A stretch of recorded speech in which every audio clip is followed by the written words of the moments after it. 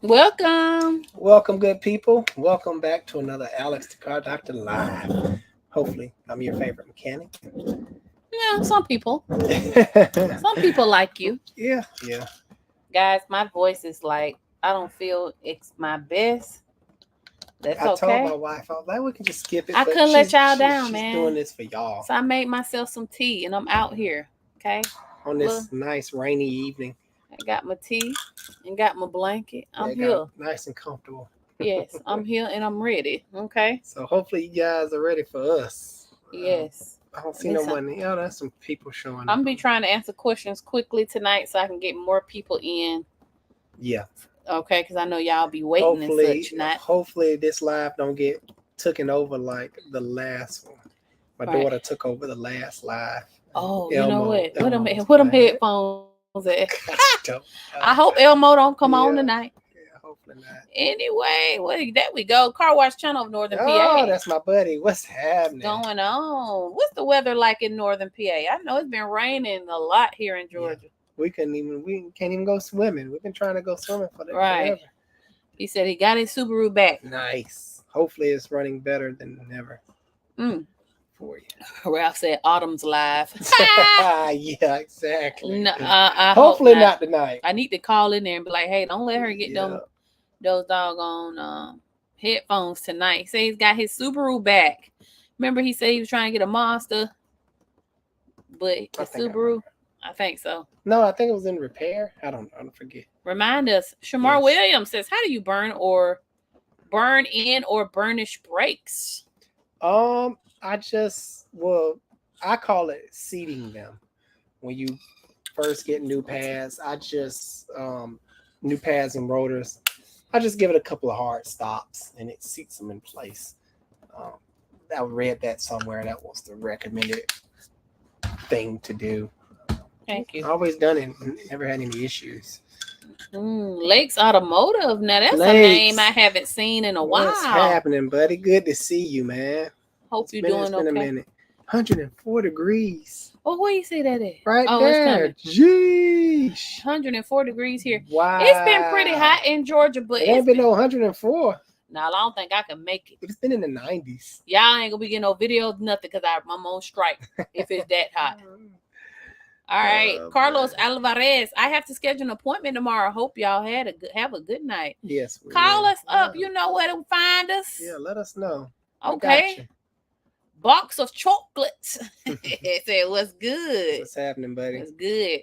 Red Man Yancey, what's up? Yo, that's family right there. Yeah. What's up? Nothing. That's my brother. Oh, Damien, I'm gonna call you when we get off of here. Wait, I'm sure your wife done told you. Oh, yeah. Well, we're gonna call you. We can't spill the beans because that video. It's gonna be in a video that's gonna drop tonight. Yeah, but I haven't posted yet. I gotta tell my best buddy, Joshua Martinez says, "How old are y'all?" Oh, well, I am 22. My wife is 18.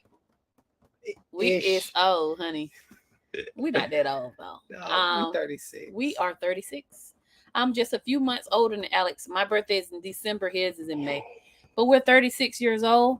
We met at 17 and 18, and we've been together ever since. Yep, this is my one and only true love right here. Oh, so one nice. And only. It's me. It's because he got me at AutoZone. Got that lifetime warranty. That's fellas, get all your ladies at AutoZone. I work there, honey. You get that lifetime warranty, and it holds up good. I was trying to sell you them brakes and rotors. No, you sold me some brakes and rotors. Shamar Williams says, best place to get suspension parts from. I shop at AutoZone. Listen, a lot of people don't like AutoZone. For namesake, Moog, I like Moog. I'm gonna say O'Reilly's. However, I personally believe all that stuff is the same. I mean, as far as stores wise, because we bought bad parts from everybody. Napa. We've purchased stuff. I just don't trust online stuff like that. Right. Everybody gives you a warranty, not to be cute, but because there's a chance it may mess up. So it's kind of like, just make sure you got a solid warranty. We are AutoZone folk because majority of the time we don't have a problem with them. But they take care of us. My top two is AutoZone and O'Reilly's. Yeah. Okay. I like O'Reilly's. Bill Gates in the house. See you, buddy. Say hi, guys. I hope you are well. Yes. Did you hear the news about the new Toyota V6 turbos? Yes, they're self-destructing. I thought it was only on the Tundras. The V6 twin turbo is. Oh, V6. not big bad Toyota having. I guess it's their season. You know what I'm saying? Because look, everybody swear by Toyota this. Buy a Toyota. Well, look, they're grenading themselves on the Tundras. Is that the V6 turbo? Yeah, the okay. turbo. But they're fixing it. I read that they're gonna get the Lexus engines or something like that. I read that this morning. I don't know. I've been all over the place today, but yeah, I'll do some research on it. But speaking of Toyota, one of our, I would call a family, Brenda's got a 2021 Toyota. She called me about a CVT transmission. Says she need one. I ain't never heard that before. She must have been servicing it. She just got it. But still, Toyota CVT problems. Used. I don't know. We'll see. We gonna find out. Cause I you know, it will. I ain't gonna say humanize Toyota, but it's like, look, they have problems too. Yeah, every brand have problems. You know, the only brands don't really have problems like that is back in the 90s. Get you a Buick LeSabre or a Kia Sophia. I bet you ride forever. Kendro 1K, I hope I said that right. New subscriber, really enjoy your content. Welcome to the family, brother. Yeah, welcome to the family. We love to have you. Listen, guys, we all family up in here.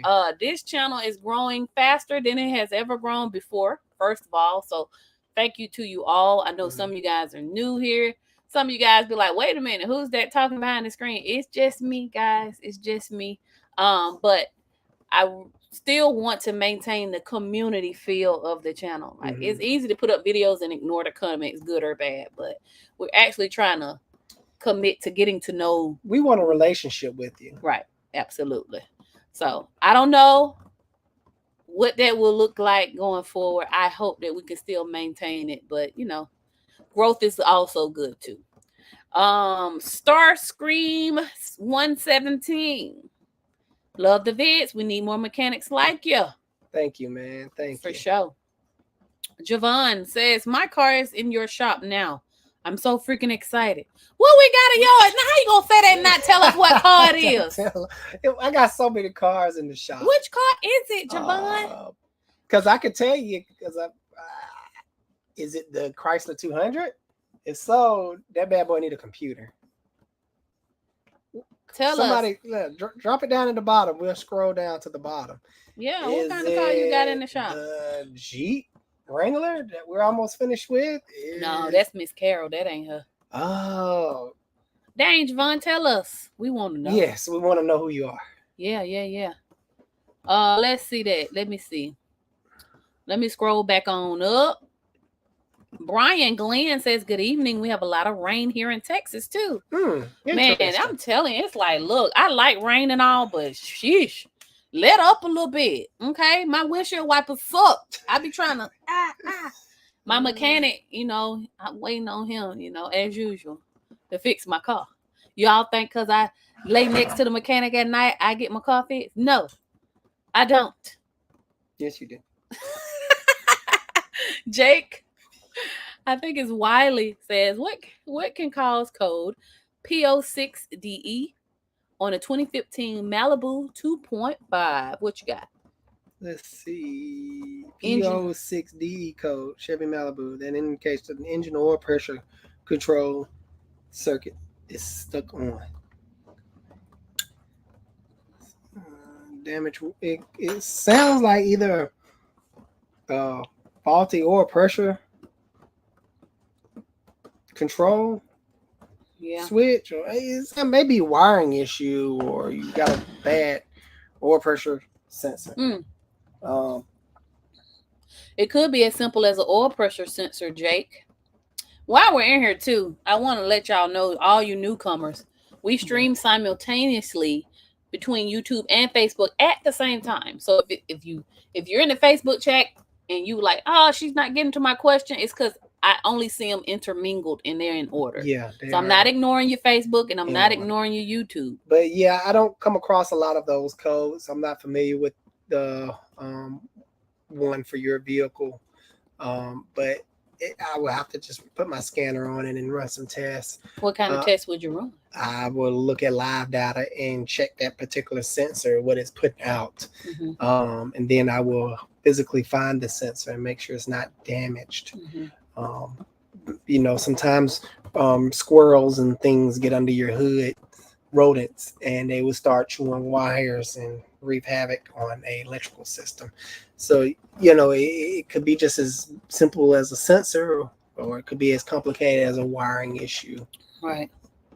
It's hard to know for sure. Bill Gates says Toyota will replace 100,000 faulty engines in the Tundra and the Lexus. Okay, Bill, that's what I read. So Lexus LX got the problem too. Yeah, because sometimes, not sometimes, most of the time, they do Toyota, the same stuff. Yeah, Toyota will share the engine with a Lexus, which is the same company. That makes sense. To keep production costs down. I really honestly feel like Toyota can afford to have a little oopsie. Well, Toyota has always been known for their 4 cylinders being the best. So their V6 be trash. Yeah, their V6 is a little iffy.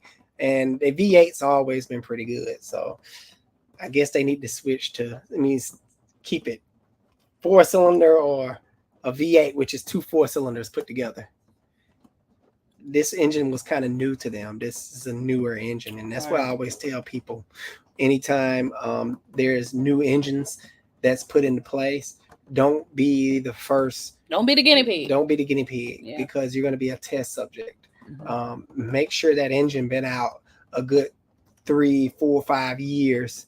Then be like, oh, okay. And this engine has been known to go the distance. Let me go ahead and jump on the next newest year with that same drivetrain. That's how that works. All right.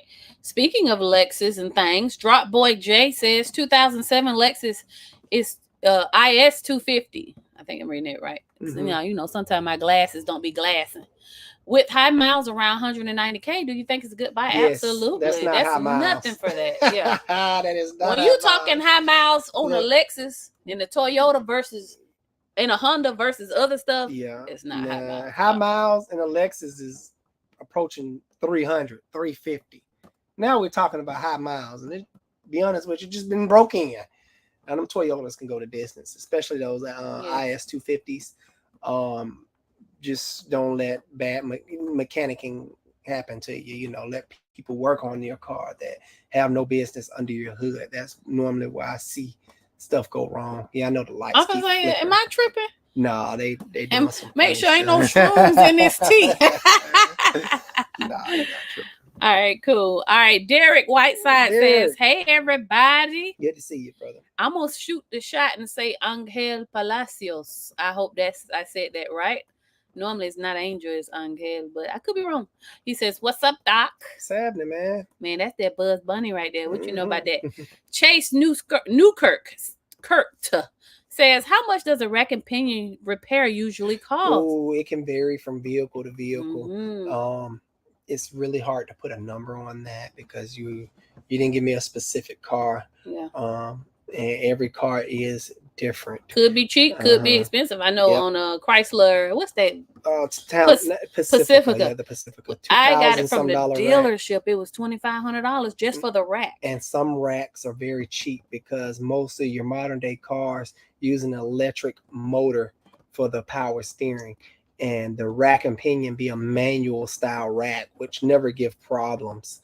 Mostly the one that gives problem is the hydraulic ones that have hydraulic fluid running through it, and the seals go out and it start leaking. Most common rack and pinion failure is on the Malibus. They fail a lot, not Malibus, but Impalas. I've done so many of those in the past. It's hard to give you a specific price range because we're not in front of our computer and we don't have your car that you're referring to. Gotcha. The Car Wash Channel of Northern PA in Ohio, don't forget that part, says, payment was too much, and hit a deer, had body work done, and she looks great. Sent the picture on your Instagram. Yeah, I'm going to have to check that out. For sure. Man, you have to sift through that Instagram. Hopefully he knew, because I've been slacking on my Instagram. Right. LSU Tigers 324 says, is Alex hair real? Do the carpet match the drapes? No, this is extensions. He lying. But listen, That is a valid question. Because imagine how heartbroken I was to find out Bob Ross ain't had no real afro. It was a perm this whole time. Just lying to my childhood. I thought he was cool because he had the fro. Yes, Alex hair is real. Okay, I see it. It looks nice. Good for 200,000 miles. Yeah. Look, is that it? That's that Subi. There you go. I can't even tell it's wrecked in the picture. It looks great. It looks good. I gotta learn your name because I don't want to be calling you the car wash channel of Northern PA in Ohio. And I don't want to put your it's Josh. It's Josh. Yeah, we'll call you Josh. But yeah, Alex's hair is real. Alex's mother is Caucasian and the father was a black man. So that's how you get that silky smooth wave on swim there. I actually got with you because your hair. I was like, okay. I just trimmed it. But, I had to get my ends trimmed. I'm over here sounding like a female. Right. Get my ends trimmed, guys. Look, they already be calling you zesty. Yeah, I don't know why. I love you though. I guess that's the new term, zesty, because my son be messing with me. Yeah. Because I'm always talking about, give me a kiss. You talking about that's zesty, Dad. Yeah, he too old. I guess he getting too old for daddy kisses. I'm still giving to him, even though he grown. Right. Sherrod Ford says, hey, what's up, Doc, from Most Deaf Motor Works LLC. Shout out to you. Nice. Yeah, for sure, man. If you out there turning wrenches and doing the right thing, we always salute and support. Derek Whiteside says, how's everyone's evening? Everybody is doing great. We had a quite busy day. We documented it, so you would be able to see it. I'm gonna put that video out right after we get off of here. We're tired and just lay down. But I'm committed to the live. I said I'm gonna do it. I got to do it. Angel is from Texas. Good old Texas. Texas in the house. Shout out. Pito Seja or Seja says 2015 Suburban CO110 61 ABS pump stock. What is the best solution? I read a whole bunch of code this then. Meanwhile, while he looking that up, you guys, go ahead and hit that like button, man. We on here. I'm out here drinking hot tea because my voice hurt. But I'm on here for y'all. Okay? See what? CO11. Hit the like button. Show your support. We appreciate it. It let the little robot that really run things know that we actually put out good content. What? You don't lost it. I got you. Hold on. CO110. Oh, I see it. 61. Yeah. ABS problem. We reading the code. Hold on. Trying to. Okay. Let me click this. I appreciate you. Yeah, traction control air popped up every time I start the car. And he says, so the code, it's really hard to say. This is not really giving me a good description. Pump motor circuit. So I would start by checking all the fuses. I'm checking the relays. Really going to need someone a skilled diagnostic person to go in and take a look at something like that. But as a DIY person that may not know much, you can start by just checking all your fuses. If it is a fuse blown, that could potentially be an issue because normally you don't have fuses blowing for your ABS stuff. And that relay will go out, so it could potentially be a relay problem. But fuses, if a fuse pop, there's a problem most likely in the circuit because fuses just don't pop. Unless something has shorted in the circuit and made it pop. But it's something with the ABS pump motor. The motor could have just went out. But that is a newer Suburban. 2015. So, yeah, I don't know if the motor should just go out that quick. I haven't seen a motor go out that quick with the ABS system. But yeah, start there, buddy. I don't have much for you, but get someone skilled to diagnose it.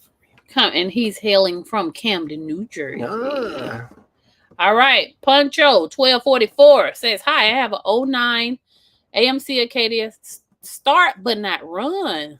Okay, so it's turning over. Now, those Acadias are known for their timing chain issues. They go through timing chains like it ain't no tomorrow, and you may be plagued with that issue.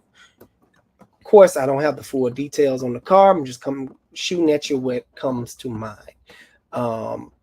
Because if it's sitting there turning over, like choo choo choo choo choo choo, it's turning over, but it just won't start. You also could have a fuel delivery problem. I don't see many on the Arcadias, but it can happen. I would need to know engine, if you have any engine codes.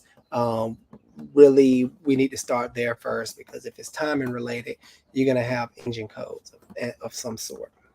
All right. Charlie Horse. Oh, I've seen thank that you, name Charlie before. Horse. Yeah, that's my guy. We always, Yeah. I love that name. Thank you for the super chat, Thank dear. you, brother. 07 Hyundai Tuscan 2.7 drove through flood water. Now cylinder 3 misfire. Remove water from around cylinder 3 ignition coil. Replace spark plugs, PCV valve. No water on oil or trans dipstick, but still misfire. What's next?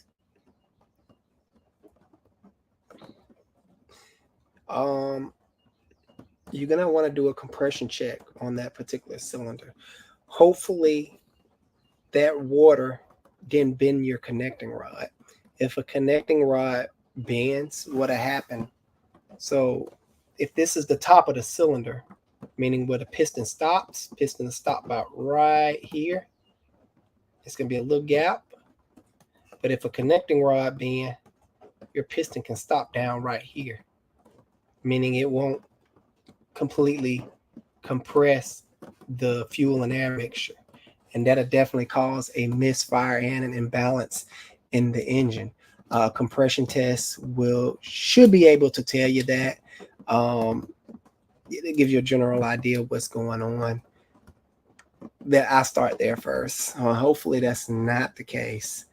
You may also need to look in the combustion chamber and have you like a rod, like a long piece of wood, and you stick it down in there and turn over the engine, because sometimes the compression can read good on the cylinder and throw you off, like, wait a minute, the compression is good, but it's still skipping. So you need to take a rod, stick it down in there, find the cylinder that's working good, get a point, like as the rod go down and completely stop and get ready to come back up. Right before it get ready to come back up, you mark it. Then you stick it in the number 3 and do the same thing, and that will kind of give you an idea of if the stroke is fully doing its thing, if it's fully stroking. But if it stops short, that means you definitely have a bent rod. That's just to double check everything if it passes the compression test. Thank you for the super chat, buddy. All right. Valerie Ivy says, my AC compressor does not move. And she dropped down her car, which was a 2016 Hyundai Elantra GT. I am assuming the clutch is not engaging. Several issues can play dealing with that. You could be low on Freon, which will make the pressure switch trigger the AC off at all time, meaning no matter if you push the button or not. So you need to make sure it has the proper Freon level, because it will not come on if the Freon level is too low. Or refrigerant. Also, you could have a bad compressor clutch, meaning you have to replace the whole compressor. It could be locked up. It could be a lot of things going on with it. You really need to take that one into someone that's skilled with AC systems and have them check over for you. You could have a blown fuse, but like I mentioned before, if it's blowing fuses, something is wrong. Could have wiring issues. I could keep going all night just about dealing with the AC system. She wants to know, is it any lubricant, or can I use, or is it a sensor? But I think you just explained. Yeah, you need someone with a skilled in the AC system. I wish you was near me. I'm assuming you're not, because you wouldn't be reaching out. You'd be saying, hey, I'm scheduling an appointment. So I'm assuming you're in another state. Yeah. So yeah, you're gonna have to find a skilled person on that. Sherrod Ford says 108 degrees from Arizona. Man, it's hot there. Nah. I don't think I can. That's why people be like, move to Texas. Not me. Now, if I was to move anywhere, it'd be Tennessee, maybe South Carolina, North Carolina. We moving to the mountains. But not nowhere west. No, thank you. Mountain men. Carlos Alvarez is laughing at something probably we said. Rodney Wynn says 14 Kia Sedona was normal. I'm told, but stopped while driving. I found the battery is good, have all the dash lights, including check engine light. I've turned the key on and went straight to start a bypass on key. Don't them kids Sedona got time and stuff? I don't. Was that, a van? Yeah. Does it have? No, I don't think the 14 got a belt. It just stopped on you. I don't see too many Kia Sedonas. I seen one, and the lady blew her head gasket. Right. Was it check engine light on? Yeah, I would need to know more information. Is your check engine light on? Because right now, it could be a lot of things could be possibly going on. First, it's a Kia. No shots, but Kias. Yeah. Do they consume oil? No, I don't think the V6s have that problem. Oil consumption problem. It's more normally the 4-cylinders. Okay. Could be anything. Alternator, fuel, something. It could be literally anything. But he said battery good, so it wouldn't be the alternator. It could be a starting issue. But he said it stopped while driving. So that indicate a problem, maybe a fueling issue, maybe self-destructed, because Kias would do that. Maybe a stopped up catalytic converter. It'll do that too. It's just so hard to say without seeing it for myself or having some type of check engine light to play off of. Right. I don't have neither right now. So what would you have him to check? It's hard to say because I don't have much to go off of. All right. Now. I got you. Guys, try to put as many details. I don't care if it's a whole paragraph long. I'm going to read the whole thing so that we can help you. Carlos Alvarez says y'all still look young. Oh, appreciate you. I still really look young if I shave all this stuff off my face, but I look weird. He's not allowed to shave that beard. Please. I look like a child or something. It's weird. I look weird. I don't like the way I look. Well, you know, when I shave my beard what keep me young? I don't know. What keep me young? I don't worry about nothing. My wife said I don't worry. I don't. What you say all the time? You don't be. He don't worry enough to me. He just be like, oh, it'll be all right. Yeah, I can only do what I can. I'm like, this dude crazy, man. Worldwide TV. Thank you for the super chat. Thank you, brother. I appreciate it. Very much so. It says, car misfiring, hesitating, lack of acceleration. Mechanic quoted me $1,000 for sparkling gas and engine coil and labor. Sound right? You threw me out. You threw me with the right. I'm like, sparkling gas? What that do? Is that something new? With the sparkling part. Oh man. Go drop your car information. Yeah. And you don't got to do another super chat. Just drop it at the bottom right quick. And we'll go straight to it. Because I need to know what type of vehicle you have and what engine you have, because I have nothing to go off of. Spark plugs. No, that's we're looking for you. Spark plugs, I meant. I saw it. Oh, okay. Okay, what type of car? The CEO. Go down some more. Okay. Oh no, BMW. Go up. What are you looking at? No, that ain't him. His name is Worldwide TV. Oh, there you go. He said he meant spark plugs. Okay.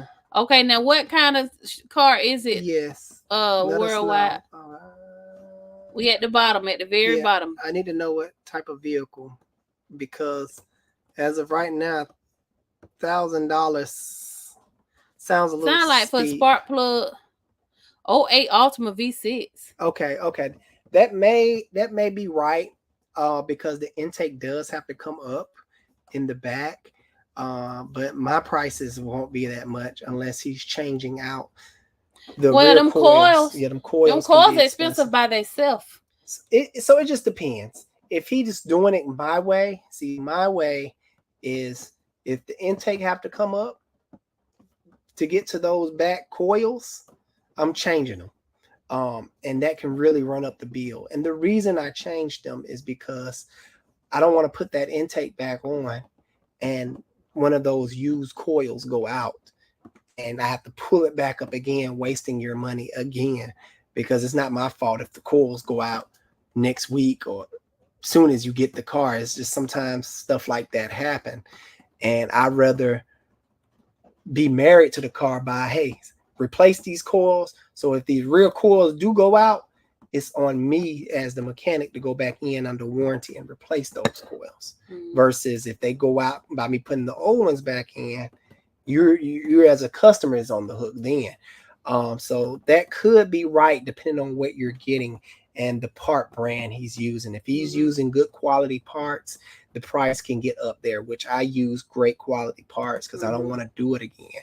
You also should have an intake plenum gasket on your ticket too. Intake plenum gasket, 6 spark plugs, and at minimum 3 coils. 3 coils. Now, if that's what's on your ticket for $1,000, that's a pretty good deal. Yeah. But if you only got spark plugs and that's it, no, something is wrong there, buddy.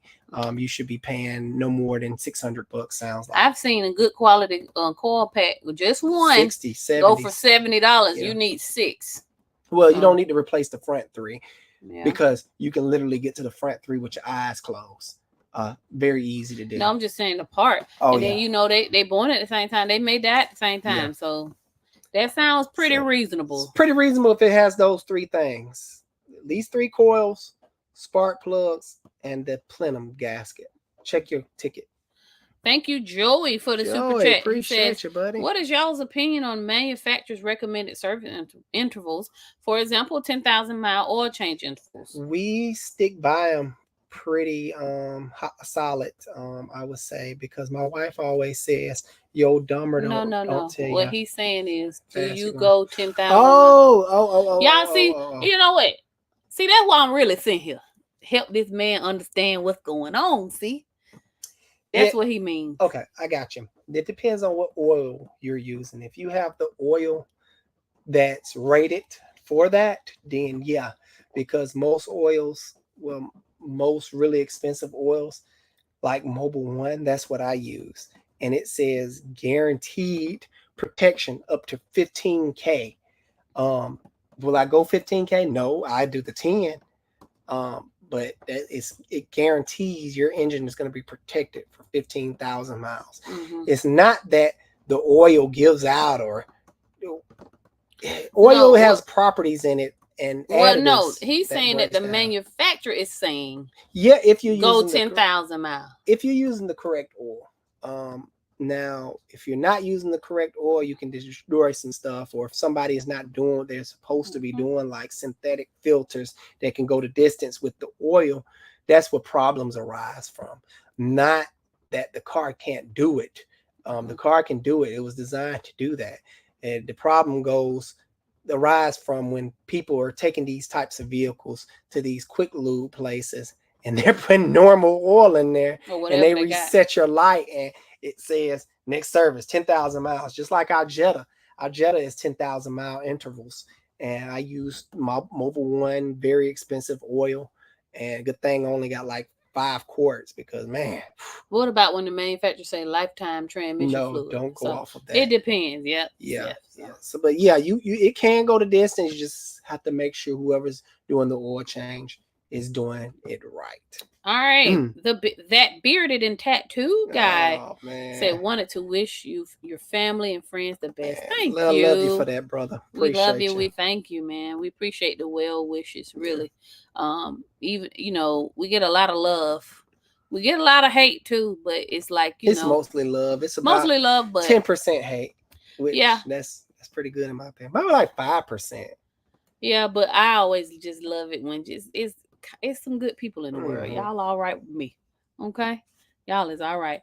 BWB and Frenchies says, keep doing your thing, brother. Man, appreciate it, man. I be out here working hard. I really do. We really do, man. Sometimes I be up at 4 a.m. and edit a video right quick. Yeah. Sometimes I go in at 8 o'clock in the morning and don't finish up until like 9, 10. Yeah. Literally. It's a real grind. It's not... Made me tired thinking about that. We don't make fake content, and what we do is real, and it's tiring. YouTube is a marathon. Like, I don't know how some people just pop off and go viral and 1 million subscribers in 2 months, but it's like no. We've been cracking at this for since 2020, December, November 2020, when we started taking it serious. And I remember looking at the subscriber count. I was like, dang, it just say 72 subscribers. Oh, well, I'm going to make the best video I can make for these 72 people. Okay, half on family and friends, but I don't care.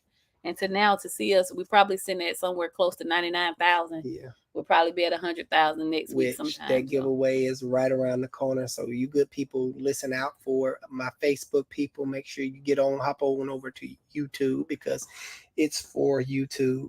Yeah, but y'all can participate if you're a subscriber. Y'all can participate most definitely. So I will be posting something. We will be sending some nice prizes out this to go around. We're gonna have 3 select winners, and it will be stay to the end to know. What? Okay. Don't give it away. Don't give all I told you. Tell you, give a little bit of milk. You keep the cow. Baby, I want to give away the cow. I'm tired of taking care of this cow. Tyler the gamer. Eat the cow. Tyler the gamer says, I'm a new viewer on this channel. I've been subscribed for a while now. Nice. I like the videos. Well, welcome to the family. Thank you, Tyler. If I haven't told you. I want to know what kind of videos you be making, Tyler the gamer. We love. Yeah, love support. Especially my boys. Yeah, for sure. Troy the man. I like that. Yeah, Troy the man. I love it. Is the 1.5 Turbo Eco worse than Pentastar? I'm going to say no. Yes. I'm going to say yes. No, the 1.5.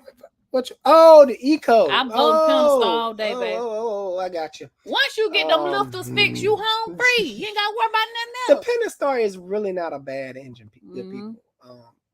If it came down to it, I would choose the Pentastar over a Kia or a Hyundai any day. Now, Kia and Hyundai, they have some of the worst stuff out here, hands down. You couldn't give me one of those cars. And at least with the Stellantis group, it's going to come with a lot of nice bells and whistles, and you're going to know your demons versus, yeah. But yeah, that first off, is turbo. It's a little bit harder to take care of. If turbo goes out, you're going to be wishing you had a Pentastar. So once you get them rocker arms done, and GM is good, is no better. This is Ecotech. GM is not even American anymore. No one is really, it seems like. They outsource their engine overseas somewhere, and they be coming over here looking European. I'm like, well, it's only a certain percentage. It's like it's all over. I was doing the research for a video I was gonna do maybe last year. 25% of it is made in China. The other one is Hecho in Mexico. Wow. Excuse me, Hecho in Mexico, made in Mexico. So it's just like the cars now. There's no that I know of true American vehicle anymore. So people love to say American made crap. Well, it's not even made in America. So can you call it American made crap? Right, you know what I mean? Yeah, and now it's sporting the name, the badge, but what's under it matters. Just like I always tell people about my F-250. Found on road dead. If you knew what was under the hood, you wouldn't be saying that. International made the engine. So really it's an international, some type of truck. Ford is just taking I don't know. It's weird. All I know is, what can you buy? Yeah. Now that Toyota's engines are grenading with the V6 and horse and carriage. Let's not act like they don't have recalls just like everybody else on other cars. So horse and carriage, the horse is gonna cut your grass for you. You gotta worry about that. You gotta worry about a veterinarian bill and burying that sucker. Should he go on to be with the Lord? I don't want to do it. I don't want to come out and be like, oh, the horse died. An e-bike. Nah, I'm too clumsy for that. I got hit by a car. Like, God, dog it, man. Sorry. All right, Junior, 1986. Nice. Thank you for the super chat. I appreciate that. It says, hey, from Florida, my 17 Nissan Pathfinder was swerving and eating the inside tread of the front tires. Control arms were fixed, worked 3 months, and issue return. Did you get an alignment after you got the suspension work done? I'm pretty sure he did, or somebody put cheap parts or something came loose. Sometimes when people do suspension work, they don't properly tighten bolts, especially after an alignment. They don't torque them down properly. They use the method good and tight and German torque spec. Yeah. And sometimes they don't do a very good job of that, and it will come loose. causing it to get thrown out again. Because if it was working properly and now all of a sudden it just not again out of nowhere, I guarantee you something was left loose. Not necessarily something wore back out, but left loose. Then my guess after that would be another part has failed. But they should have caught that if they're suspension or where did you get the control on? Yeah, parts quality do matter. Parts quality matters a lot. Yeah, so that could be a number of things. I say whoever did it, re-inspect it, check the parts quality, make sure nothing has take it back up there and have them overlook it again, recheck it. All right, I'm trying to he said he got the 001 LS in right now. Again, I'm so excited. LS what? 2001 what? LS engine? GM? I don't know. Appreciate it. Well, we love you and we thank you for your business. We're not really firing on Wait a minute. Okay. 2001 what? I don't know. LS? Lexus. It's 2 Lexuses up there. Oh, yeah, okay, I remember you. Yeah. The one that needs radiator. Yeah, no, maybe. I don't know. I think that's him right there with them glasses on. I don't know. We're gonna find out. We got 2 Lexuses. We're gonna call you tomorrow. I don't know. It's for some reason it's Lexus week. I don't know. We're not firing on all cylinders tonight. Miss Odessa Hall Menifee says, "Love your content. Keep the Vics coming." Thank you. You're so kind. I am so delighted that a lot of women are watching. When we first started, awesome. 99, because I watched the analytics of our channel. 99% viewers were men, but now we getting some ladies in here, and we appreciate that. Peyton Falk, thank you for the super chat. That, listen, guys, I'm not just picking the super chats, but I have to honor them as they come up. So you definitely don't have to do super chat to get your question answered, but I do want to grab the ones that are. So for sure. KK, thank you for the super chat. KK, 15 Dodge Dart 2.4 with 4.2 gallon fuel pump. Can I replace it with Delphi 15.8 gallons, since Delphi 14.2 is too difficult to obtain? As long as it fits, you're gonna have to do your research. All the gallon, it could just be like a wider tank, but if it mates up and if it's the same length, you're really gonna have to put them side by side to see. I'm not sure, but you're only dealing with a gallon of a difference, right? Give or take. The tank could be wider, but the same thing, right? Apparently you must have been doing some type of research to come to that conclusion, because you have a part number right here. So it won't hurt nothing. No, it won't. Long as it bolts up and the connections is the same, it'll be perfectly fine. Fuel pump is just a little motor, and most car manufacturers will use the same part dealing with different tanks, because you got to think a car manufacturer don't want to make different parts because it raises production costs. You have to switch out the jigs on different machines and set up different machines. They want to make one pump that can service 5 to 10 different makes and models of vehicles, and that lowers production costs so much if they can make that one pump that service all the rest of the vehicle. So that's what they do. So if it looks the same, most likely it is the same.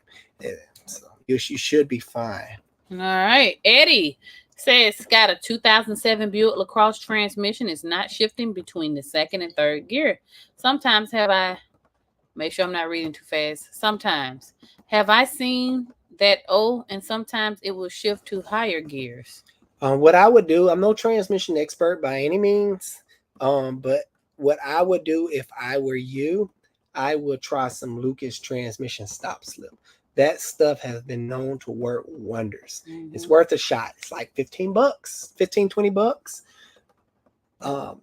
I will spend that $15-20 in a heartbeat. And if it do work, great. If it don't, okay, you're out of a McDonald's meal for the week or something. because McDonald's and everybody is getting expensive. Wendy's, whatever. You're not out of a lot of money, but it's definitely worth to try that mechanic in the bottle. We did it. Did you say it already? Oh yeah. I use and it. bad I boy use took it all us the time. all over the southeast. Quick, what's the word I'm looking for? Testimony. Testimony. I had a customer that he had an Impala, basically the same transmission as that. The reverse went out. I told him to try that stuff, and his reverse came back, and I lost out on a sale of doing a transmission. For sure. I'm always recommend the cheap way if it's feasible, and if it's may work. Of course, I'm gonna recommend it to you guys. Go from there. Peach Tucker laughing at something. Probably something we said earlier. Peach Tucker. Yeah, I love it because it be the same people that come in support, and I can know names and faces. Lily coming in with the super chat, two super chats. Appreciate all right, you. So listen, Lily said she got a 2015 Chevy Malibu, new head gasket and timing chain with new sensors. Same problem: oxygen sensor and traction control light and reduced power light. So, from my understanding, same problem. So, who did all that work to try to fix an oxygen sensor? First off, that's my question. Like, was that the original problem? Because normally head gaskets don't have anything to do valve with cover. Maybe, but no, she said timing chain with new tensioners. Yeah, sensors. New sensors. No, chain with new tensioners. Sensors. I know it say sensors, but she must mean tensioners, because timing chain come with new tensioners. So she got the oxygen sensor and traction control light and reduce. Well, an oxygen sensor, any type, some codes will turn off the traction control, and the car will go into a limp mode state if it's an important sensor, like an upstream oxygen sensor, and it's a 15, so they're not using normal oxygen sensors. They're fuel air ratio sensors. That's what they're called. And the newer vehicles, they use fuel air ratio sensors, and they're very, very important if it's the upstream. You may have had somebody misdiagnose that vehicle. Even if you put a new sensor on there, and if it's still doing the same thing, they could have did something wrong putting stuff back together. This is an all aluminum engine we're dealing with, so meaning if it ran hot and did blow a head gasket, it's a good chance that the block deck is warped. When you blow head gaskets, the metal material will warp, causing little waves and heels and imperfections when it's supposed to be completely flat. Most people, old head mechanics, will say, oh, let's just send the head to the machine shop and get it surface flat and forget all about the aluminum engine block. Come on. You can't forget about the aluminum engine block. That's why we don't do head gaskets. And when you put that new head on, yes, the head is flat, but now you have a warped block, and it's going to be doing the same exact thing as it was doing before. That's bad mechanicing, and you may have been a victim of it if you had a head gasket issue and it's still doing the same thing. Of course, I need more information, like what exactly was it doing, but from what I'm gathering here, that's what it sounds like. Hopefully that helps. Thanks for the super chat. Duval, that's my guy. I know what the names say, but I know who that is. See, like I said, more you guys come and participate, the more we get to know you. He says, no questions, just support and love, like always. Man, appreciate you. Love you, Duval, man. We appreciate your support. Peach Tucker in here said, thank you for the super chat. Thank you. She says, how often do you guys get Mitsubishi Mirages in the shop? Cheap car, but seems dependable. Drove many miles on the little sucker and haven't had any problems. And you won't. Them things. Mitsubishi, first of all, is underrated car. I don't see at all in the shop like that.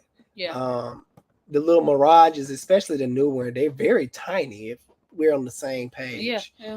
They look like little smart cars. If we're on the same page, I get the models mixed up. They do that. No, it's bigger than a smart car. Look up a Mirage. I'm telling you, it's What big she enough. say, a 15? Yeah.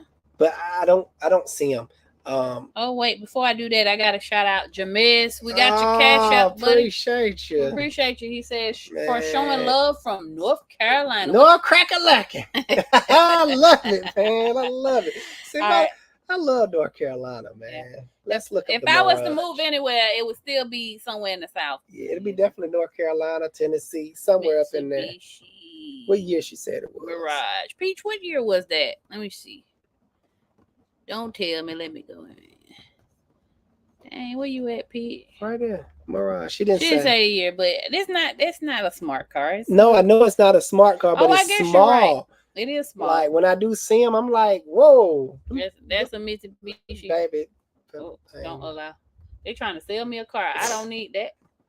That's how small it is. I guess you're right. It's a little very easy to maintain, cheap to work on. Very cheap car.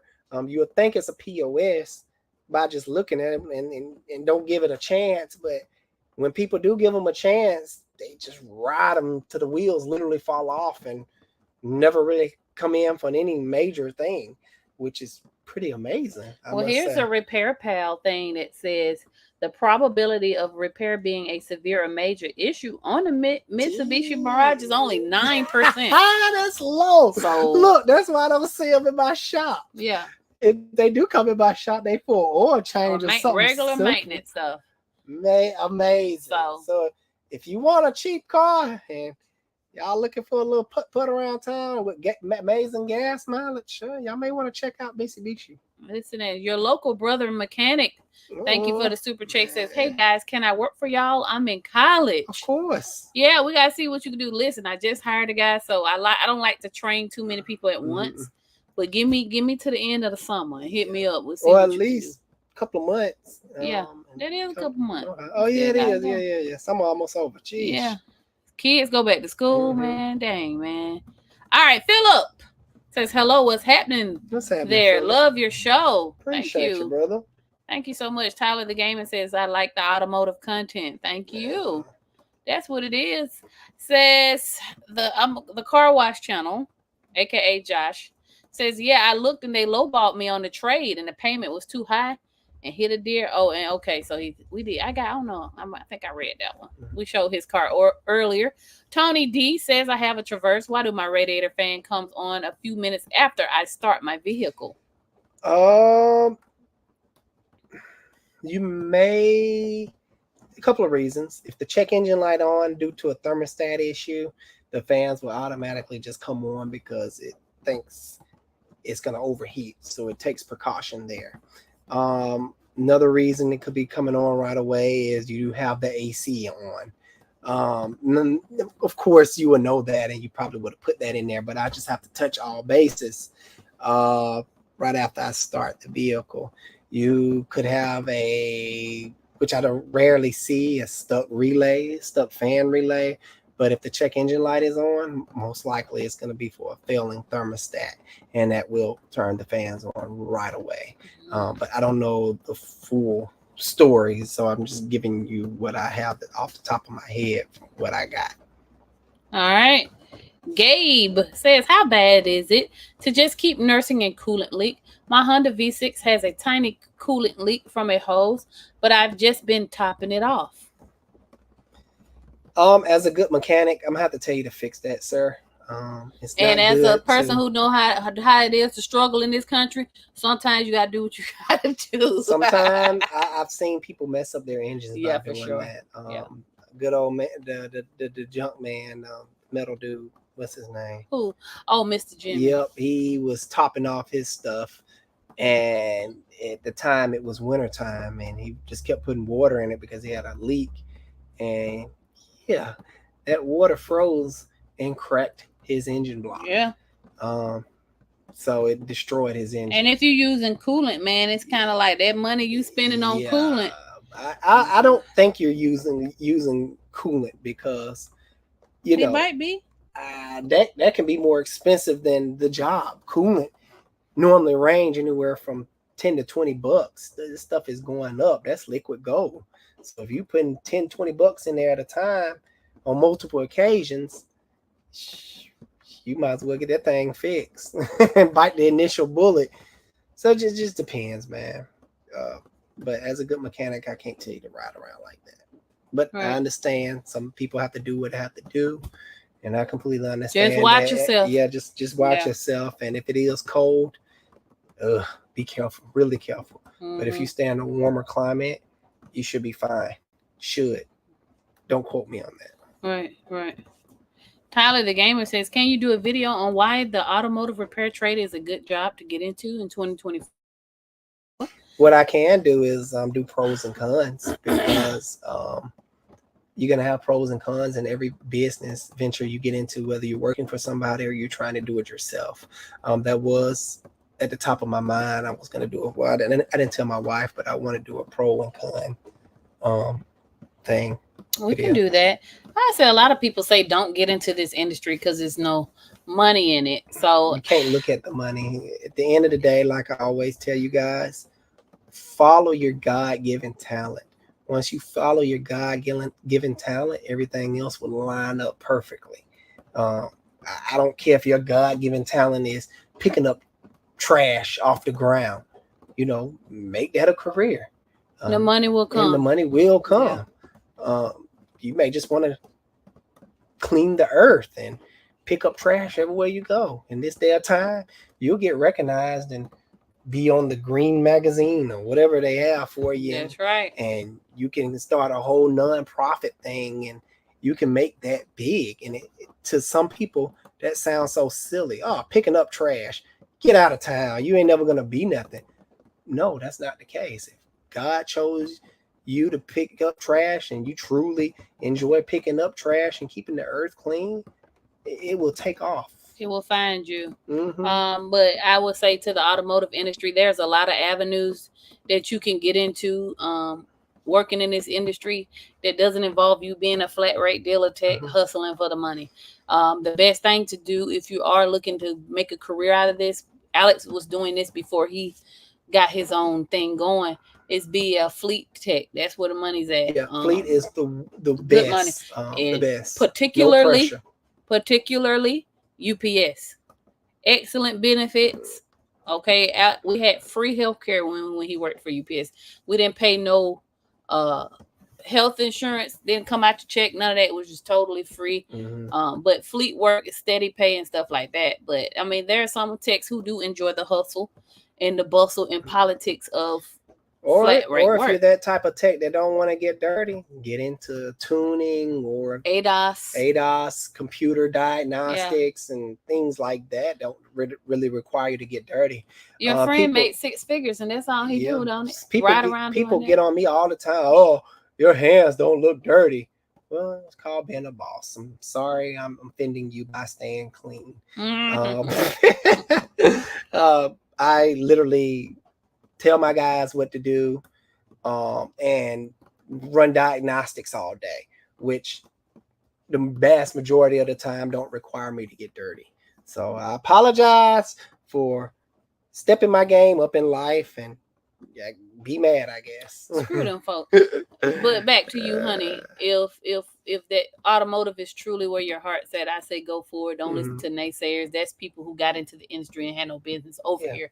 And there are many sectors and avenues that you can go to. You collision. It's so many different things you can do. So find yourself first. Then figure out. Sometimes I met a kid today.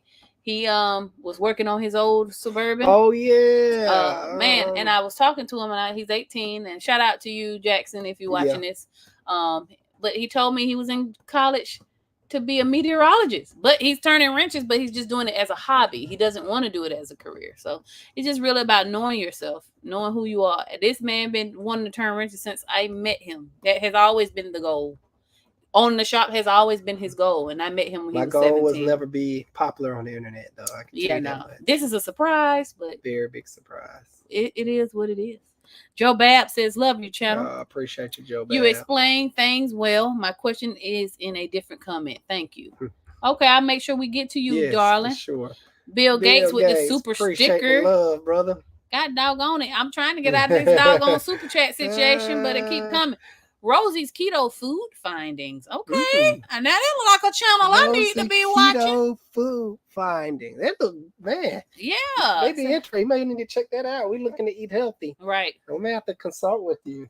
Rosie, she says, or he says, hi, had a used rack and pinion put in my 06 IS 250.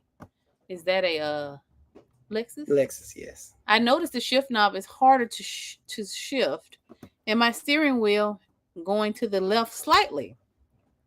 Had an alignment. Also, left door actuator unlocks in park.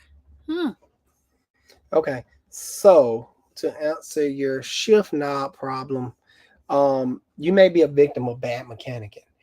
Sometimes when doing a rack and pinion, you have to drop the cradle, and you have to drop certain things, and they could have stressed out your shift cable some type of way. Probably could have kinked it going back in. If it is coming in the way, I would have to physically see the car to see what that have anything to do with it.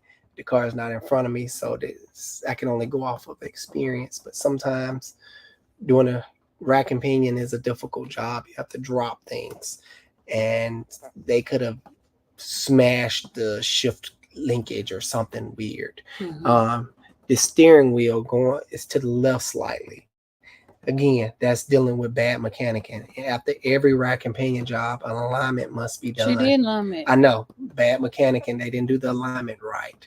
Oh yeah, that happens. Yeah, that happens. They just do stuff.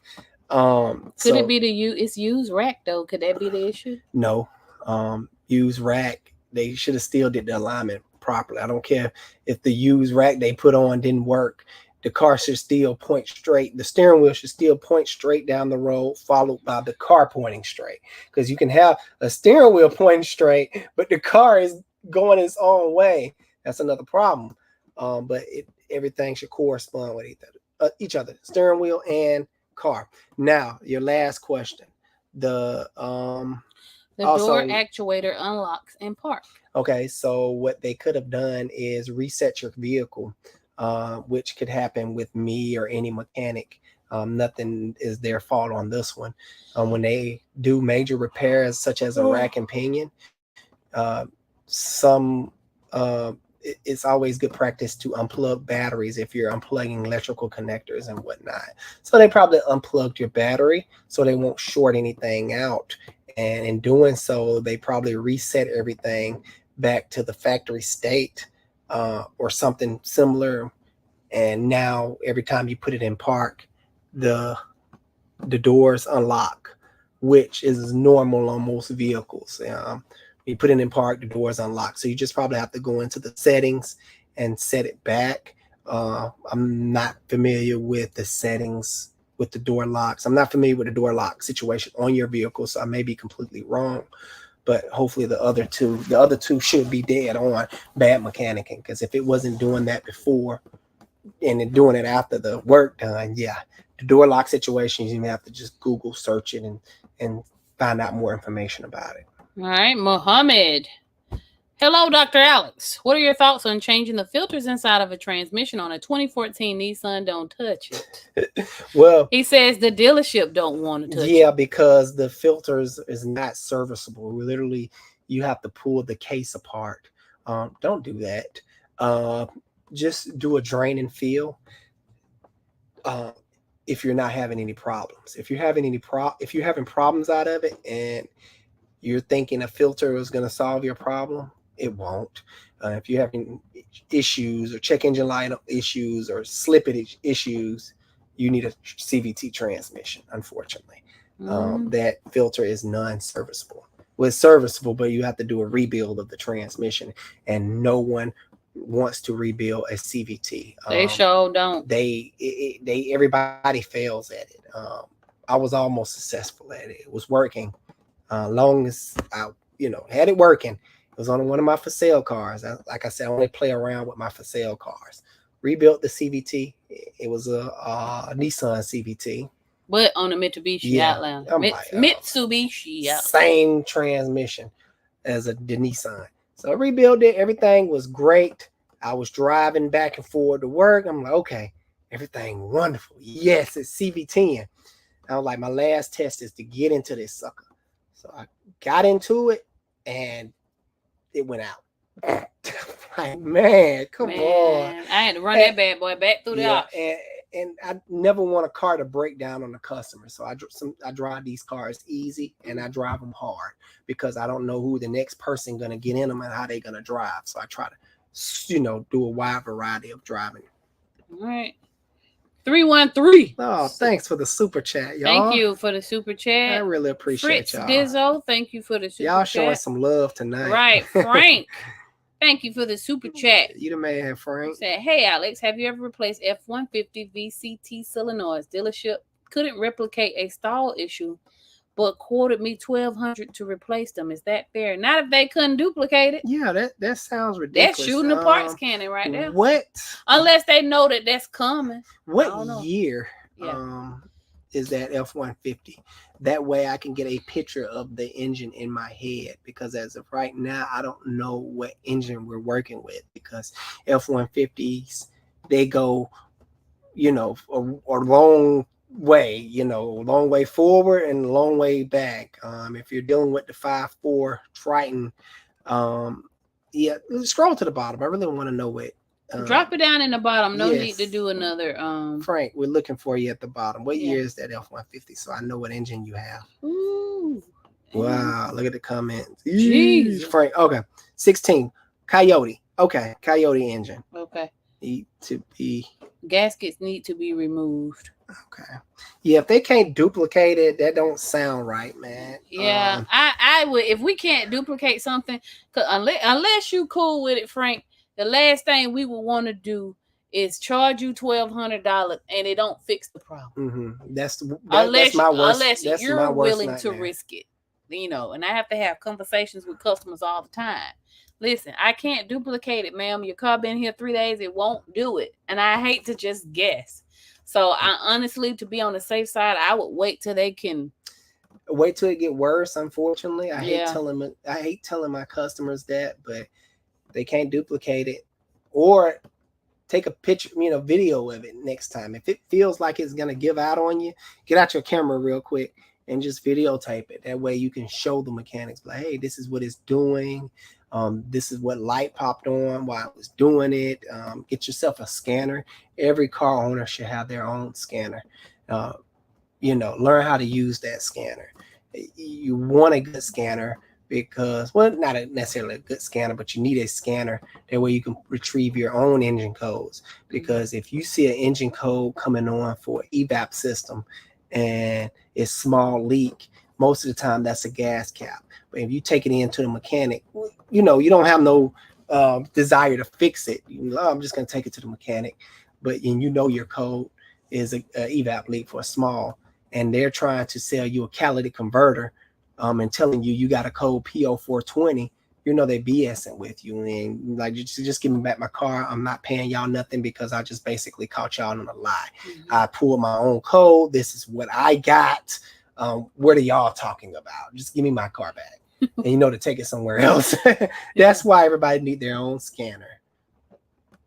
Listen, I was scrolling back up. Peach talking about, so she got a backup camera on that Mirage and everything. And nice. It was a 2019. Hey, baby. Hey, you can pimp your car out too, Peach.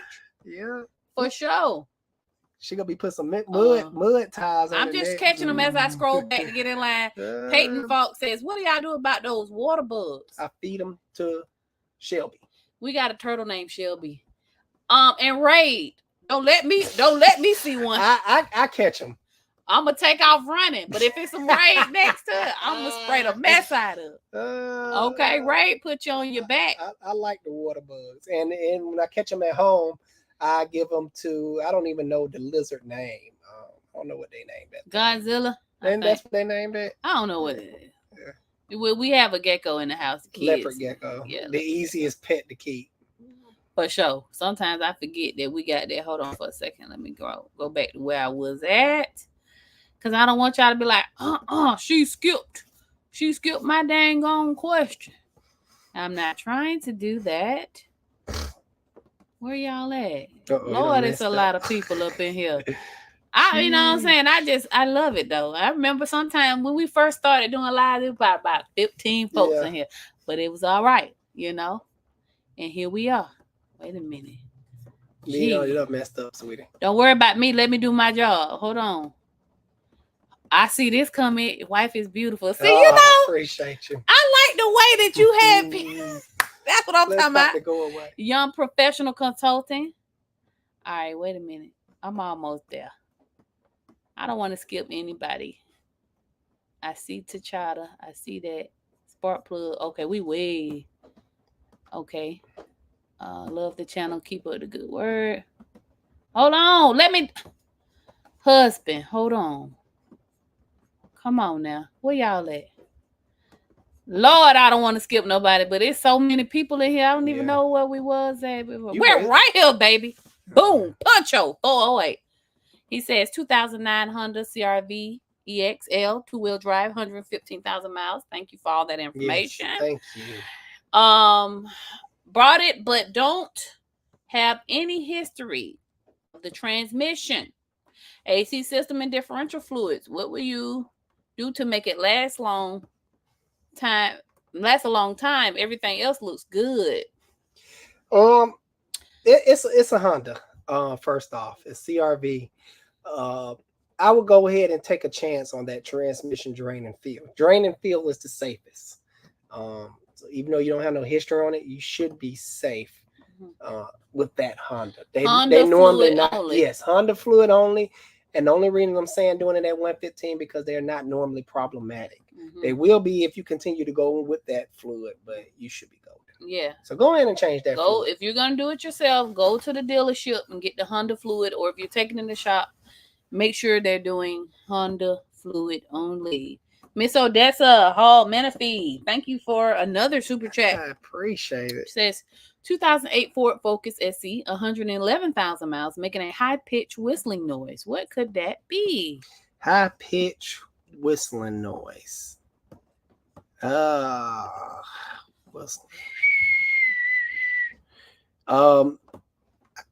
We're gonna have to scroll down to the bottom because my question to you: when does it make it the most?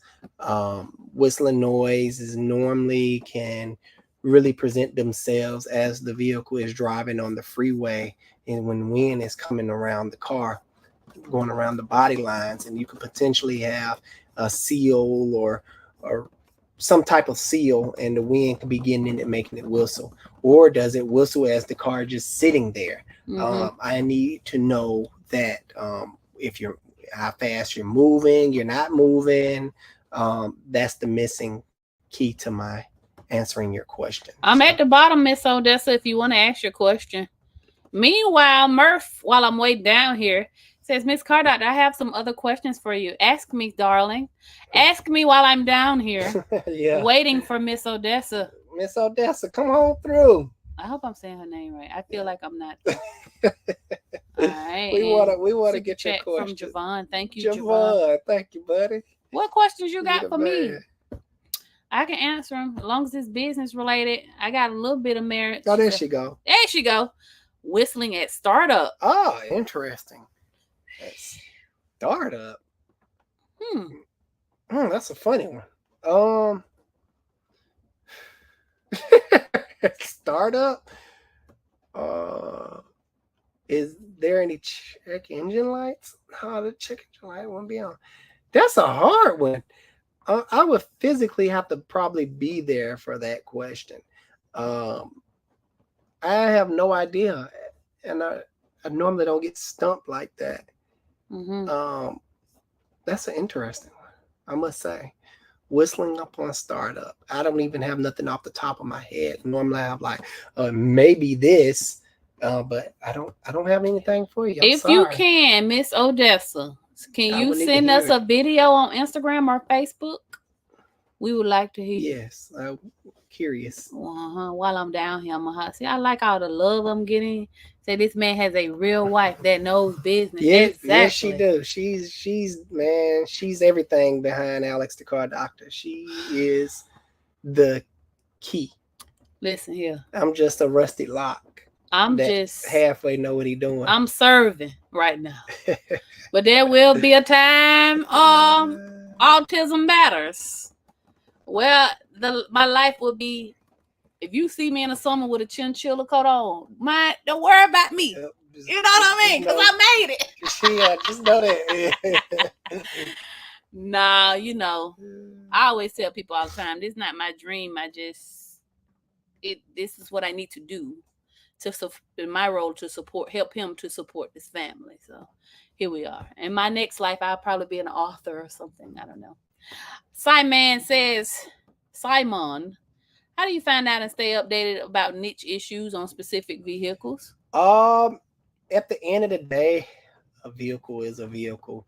It's like the saying, there's nothing new under the sun.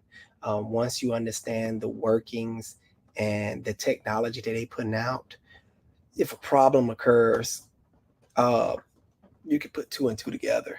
I'm a very mechanically individual. I understand mechanics and the workings of things. Mm-hmm. So really, it's like I don't really have to try to look for information. I can just look at it. It's just weird. That's a good question, though. What do you find me doing, babe? How do I stay up to speed on that? I don't know. He like Rain Man. He just knows. Me, I read Motor Trend, Consumer Report. I probably I'm a reader, so I get I read. I'm like, that's how I knew about the Toyota stuff. Trust me, just. And that's how I know. If you some people tell me stuff too. If you tailor your social media to give you information and not the BS, like Atlanta Housewives and stuff, I don't watch that kind of stuff. I tailor the algorithm to give me information that I'm interested in.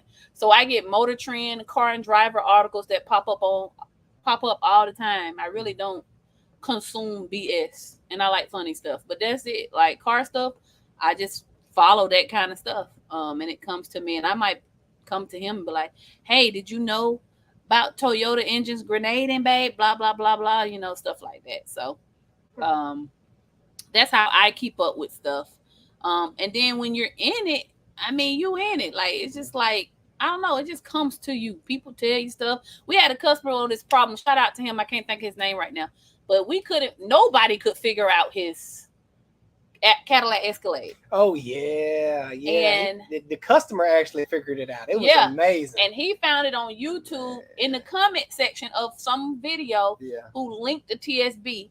And so now we have that information in our arsenal for future use. It was weird because you had to hit big potholes. And I'm not. We can't just be hitting big potholes. You know what I'm saying? In your car. And then it was hard to duplicate. And I was like, I don't even know where to start. It's just everything losing communication. It's like the car is freaking out for a brief second and it comes back too. I was like, wow. Yeah, so we just gather information like that. And I just answered that question so I can scroll back up to who was next. I don't want to. There you go. Yeah, that's right. That's right. Joe Beskid says, have to add coolant once a month to my 2014 Chevy Cruze.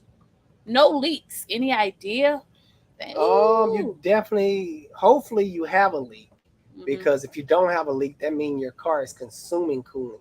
It's burning it, meaning it got a head gasket issue.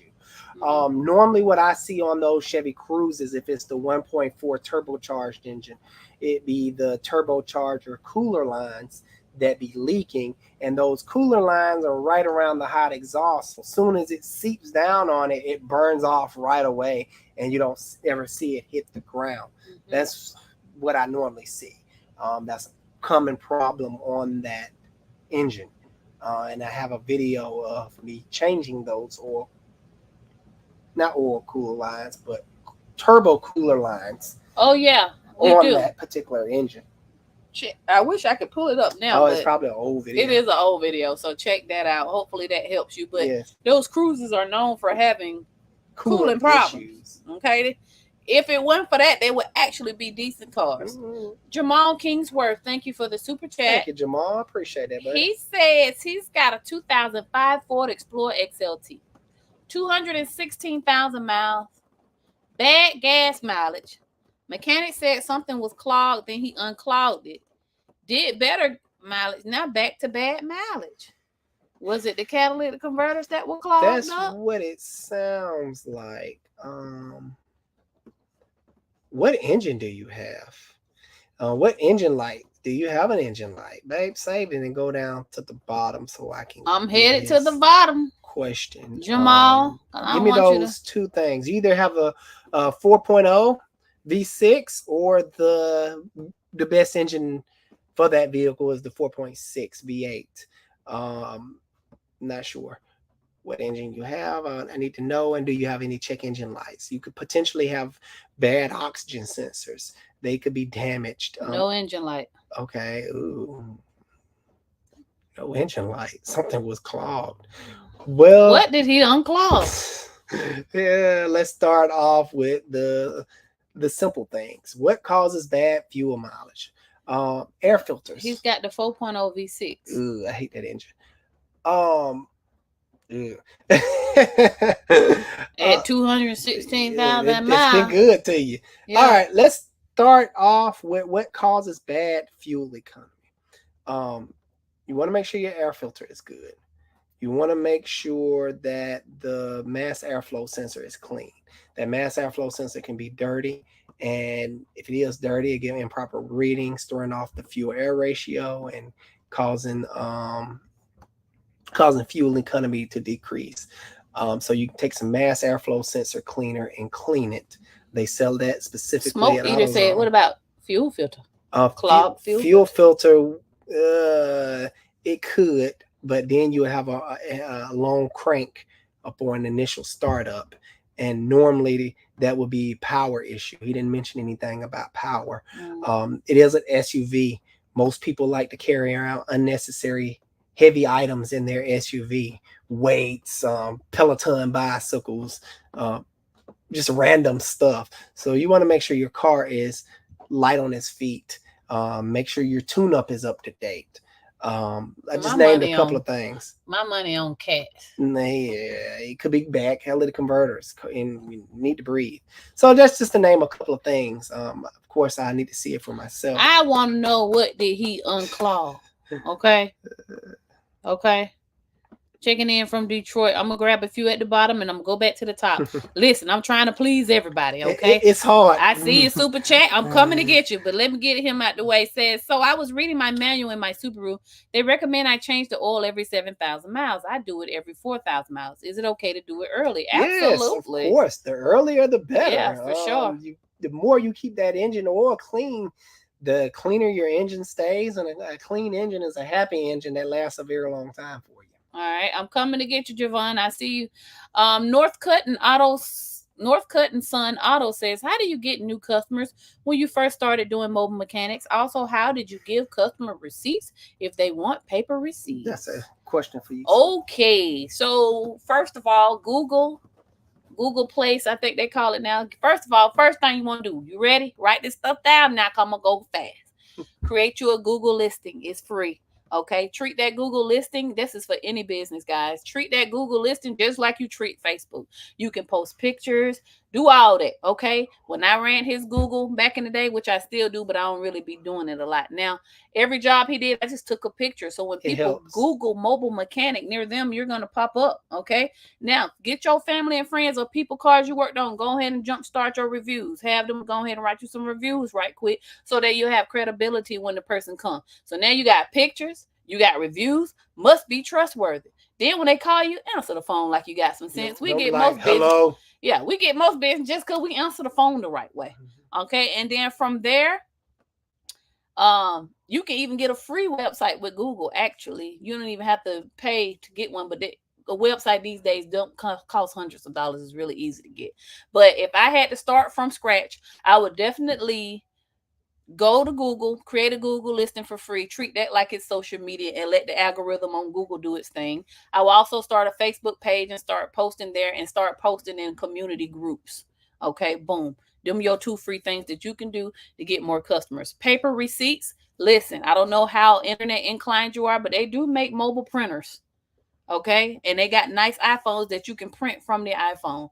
So I don't know what your setup is, or if you old school, you can go get the invoices from the store.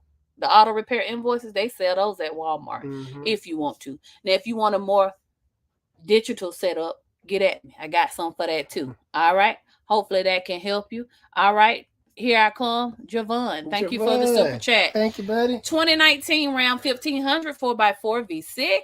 I'm having an intermittent issue with the service shifter light and parking sensor unavailable too. I took it to the dealer multiple times, no results. What have I seen with that? Service shifter light and parking sensor.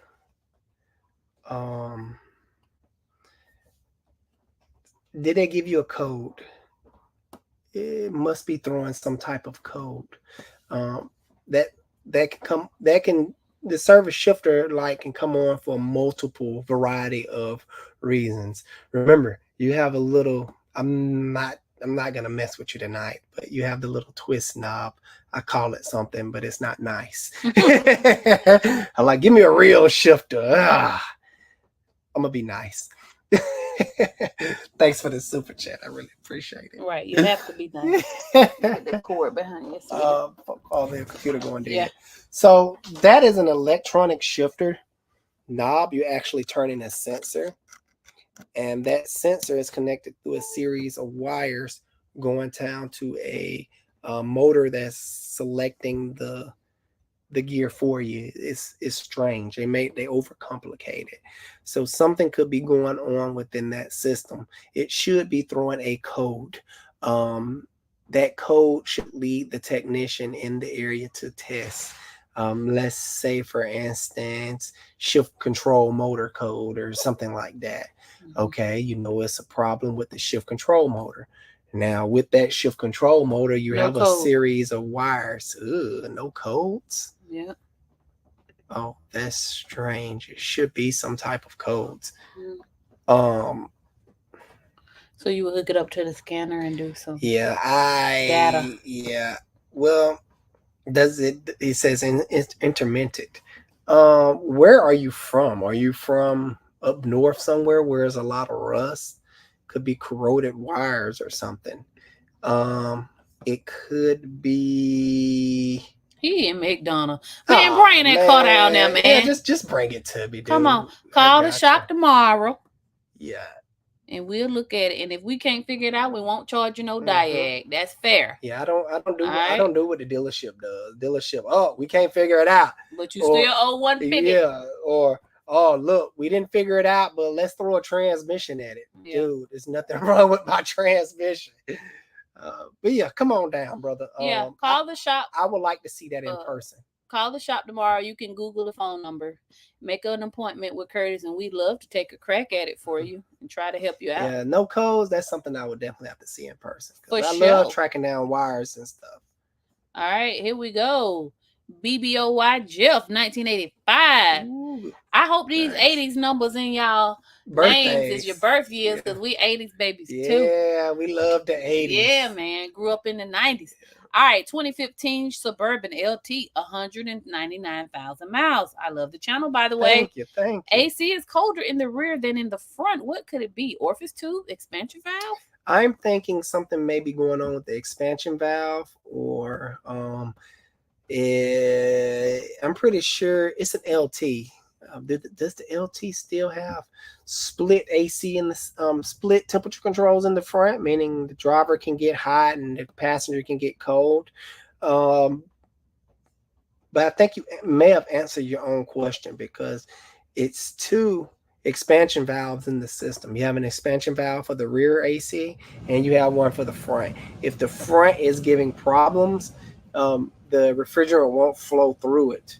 Of course, the rear one is flowing fine, so it's getting cold. You either have temperature blend door problems or an expansion valve problems. Because think about it, if the expansion valve is bad on the front, the AC compressor will still pump it to the rear, and it'll work just fine. It just won't flow through the front evaporator core. The That was for you, Sally. You asked us where was we located. I just put the address on the screen. Oh, you right down the street from us. We neighbors. Right. Jonesboro and Morrow right there next to each other. Steven, the car doctor, says, "What's crack-a-lacking?" Steven, the car doctor. I love it, brother. I love to meet other car doctors in the house. Where you from, Steven? All right. There go my favorite comment. He said, "Go ahead, girl." Exactly. I'm out here. All right, let me go back to where I was, guys. I ain't forget about y'all. People gonna start getting mad at us.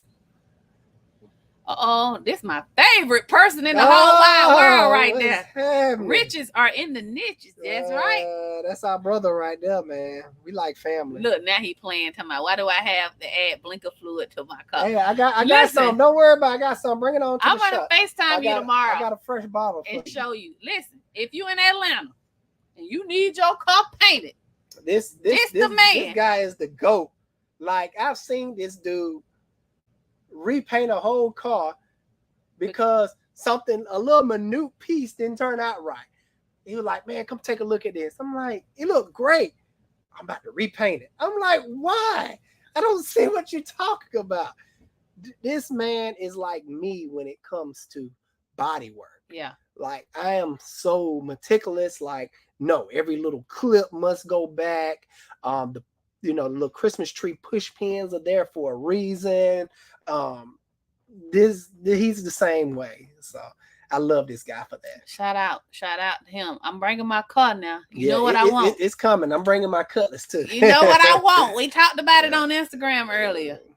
All right, let me see. Can I go back in line to where I was? Y'all know I don't want to skip anybody, but I do want to thank all of y'all for being in here. Yeah, it's a good amount of folks in here, and we are running out of time, guys. And I'm going to try to do.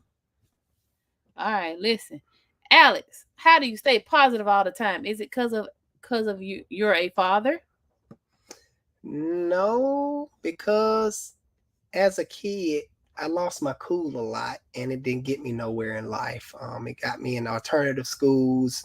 I got people thought stuff was wrong with me, and I had to go to psycho evaluations and stuff, and I'm so crazy. Like, the kids around me, like, yeah, if you cut up, they'll shoot you in the needle with a butt, and you shoot you in the butt with a needle, and you'll go to sleep. I tried it. I'm like, let's see what happens. Let me cut up, and showed up. They did that stupid job. I'm like, okay. Then the people were like, "Man, ain't nothing wrong with him. He's just bad as hell. You need to go whoop his ass." But as I got older and started getting mature, I was like, I'm ready to come out of this alternative school. I'm tired of being around crazy people and kids. Not nothing that was wrong with them. They just haven't matured yet. And got my life together, and I must keep my cool, because once I go there, I go there, and there's no coming back. And I have kids and a wife to be here for, and I can't be out here. Yeah, for sure. That's the truth. And then when you sit down and look at life, nothing is ever really that serious. If you still alive and your kids are still alive, and you're not, my number one prayer every day, I'd be like, "Oh Lord, thank you that I didn't wake up to a tragedy this morning," because somebody is. Somebody's waking up because the day before their loved one passed away, their child, their husband, their wife. So every day that we wake up and we still here, it's a happy day. Ain't nothing that serious. We ain't worrying about no money, not because we got plenty of it. It's because it comes and goes. Yeah. And the values and things that we have is not in that. We put our value into our family. It's about the memories that you can make. Right. It's not about money. We've known people in our family, our close-knit family, that hustle and bustle real hard and get the kids whatever they want, but they never spend time with their kids. And the kids grew up just still hate them. Man, just hate the parents. Versus us, we're trying different. We'll make sacrifices. I'm telling you right now, school gonna start back. We don't miss no volleyball games. We don't miss no soccer games. We don't, because we focus more on the memory bank. Because when it's all said and done, one thing I noticed about when his grandmother passed away, we took care of her in the last parts of her life. And my grandmother passed away too, and we took care of her too. They both died. They both had two totally different lives. Mm-hmm. And one thing for sure, you gonna check up out of here. You going to go. The question is, what will be of the memories that you leave behind? What's the legacy you leave behind? You can't take no money with you. Can't take none of these costs that we talking about tonight with you. And your kids or family members just gonna sell Are you them. gonna be surrounded by love and your children, or is everybody gonna hate you and wish you? I ain't going to see him. You know what I'm saying? And I don't want that. So, exactly. And I always believe in what goes around come around. You put good out, you're gonna get good in return. So you got to just stay. It's easy to stay positive when you realize none of this stuff really matters. Just a quick story, and I'm gonna move on. I promise. A good friend of our son drowned about a couple of weeks ago, a month ago. She had to snatch him up out the pool, and she had all these problems. We were talking about it, and she was like, when I was reviving my son and hoping he come back alive, none of that had mattered.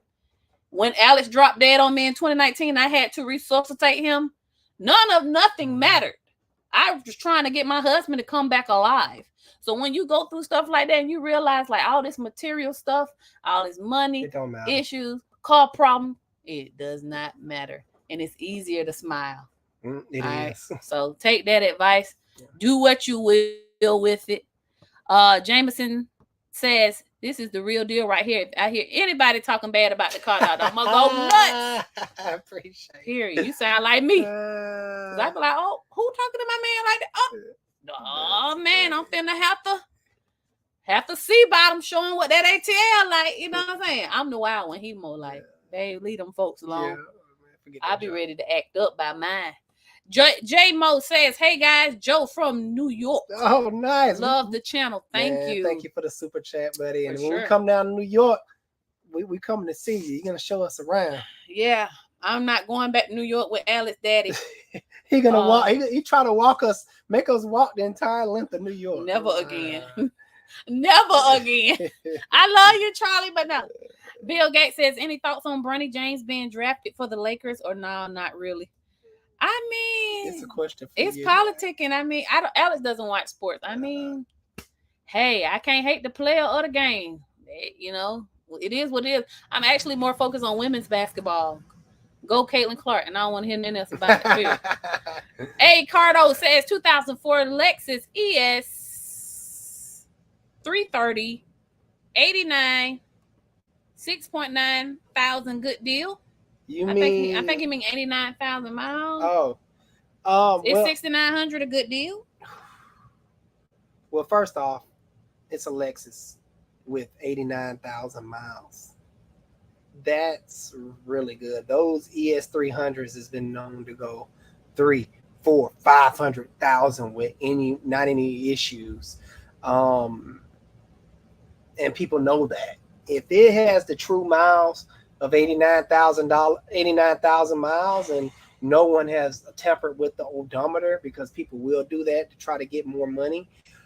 Yes, that could be a good deal for you.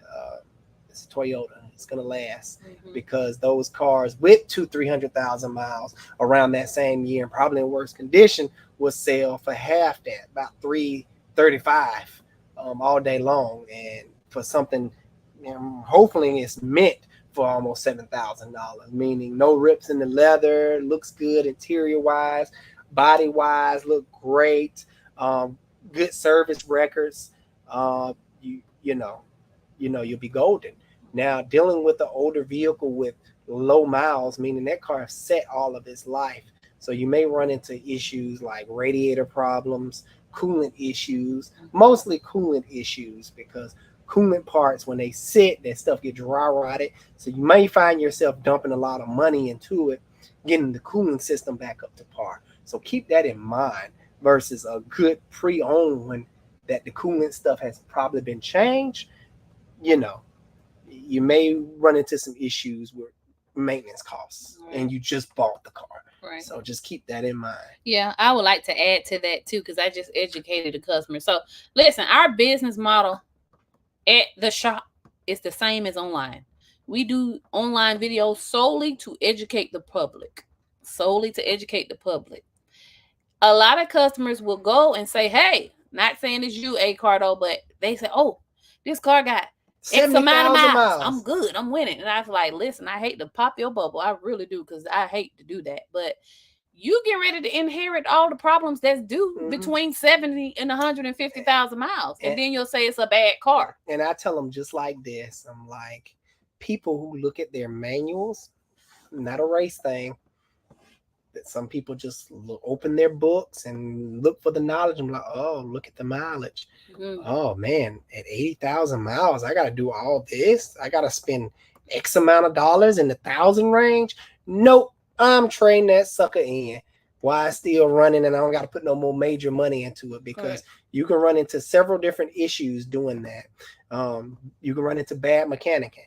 You just be taking your car in for a regular service, spending thousands, and the car leave worse than it ever was. Right. And now you're stuck in this loop of dealing with janky stuff and trying to fix the first mechanic problem. So what most people do is just trade them in at low miles because they don't know good mechanics and they don't want to deal with mechanics. And here we come uneducated, get these low mileage cars and thinking you got to steal when you really timing belts breaking, coolant parts breaking, leaks out the wazoo. Like, whoa, wait a minute. It's supposed to be low miles. This is a POS, and toss it to the side. No, it's just we're uneducated about this stuff. Maintenance. What I always say, you can. What I always say. What do I always say? What I say? Two things. The odometer not only tell you how far you've driven, but it tell you what time it is. It will tell you what time it is to do the maintenance on your car. So if it's 1:20 on the clock, you need to be saying, okay, let's do it 120,000 miles, because you can schedule preventive maintenance. You cannot schedule a breakdown. So if you do not schedule that timing belt that just so happen to have a contact interference engine and that bad boy snap, now you need your valves are bent. And good luck trying to get somebody to go in that engine and do it, because most people just swap the engine. So take those two things with you. And I know I went off the rail, but you guys got to be educated about this stuff, because you got people that only lease vehicles just to turn it back in at that mileage before it's time to do stuff.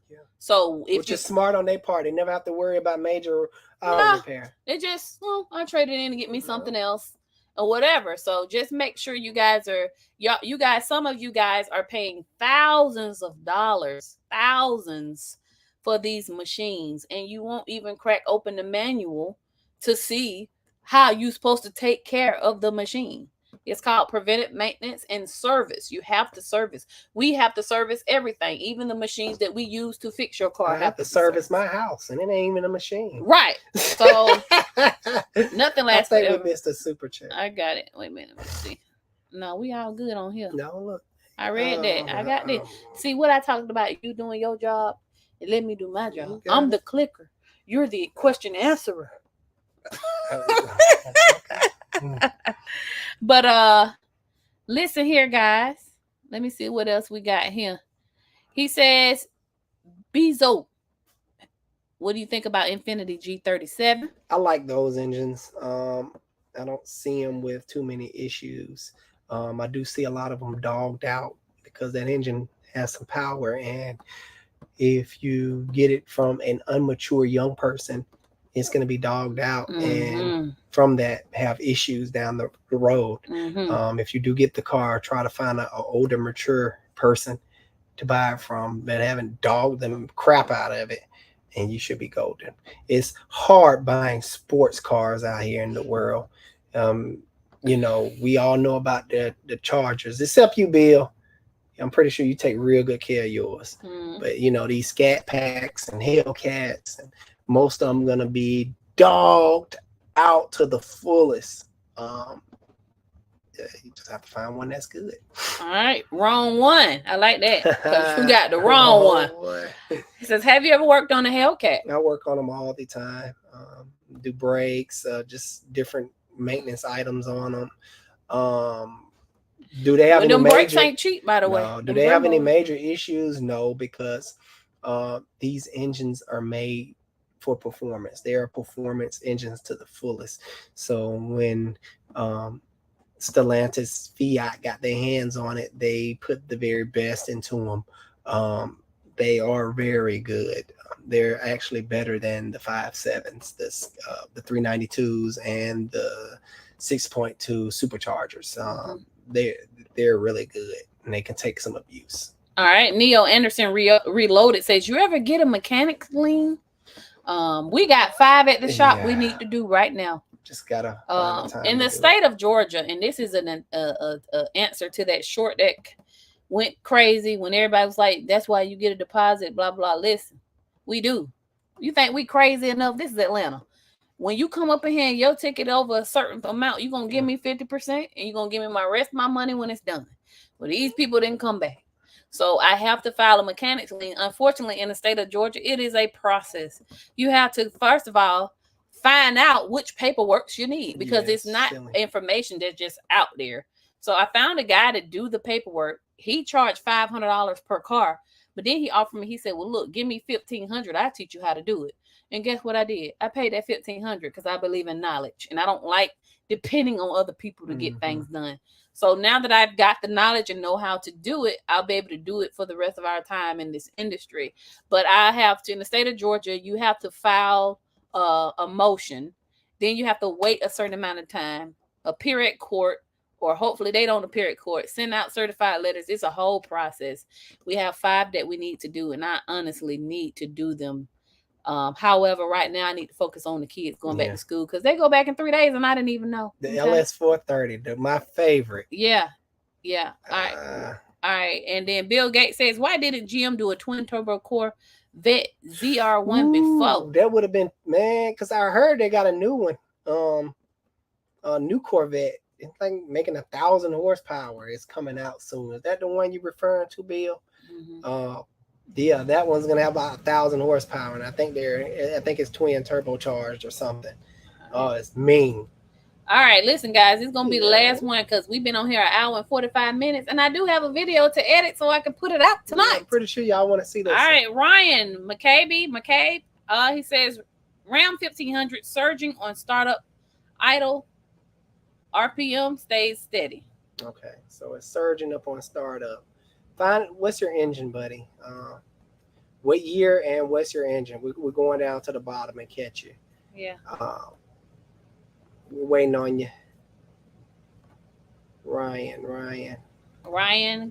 Let me know. What's your engine and your year? Agustine said, edit that video tonight, please. It's a fun one, guys. Yeah, I think you guys will enjoy it. Obviously, it's Sunday. We didn't go to the shop today, but it's still mechanical. So I'm going to put it up there. All right, there we go. 5.7 2019. So you got the Hemi. Okay. Do you have any check engine lights? Answer real quick for me. Let me know. Check engine lights. Meanwhile, somebody said, were you a Mopar tech prior to owning your own shop? Nope. I just did a lot of Mopar stuff. Yeah, for sure. Extra.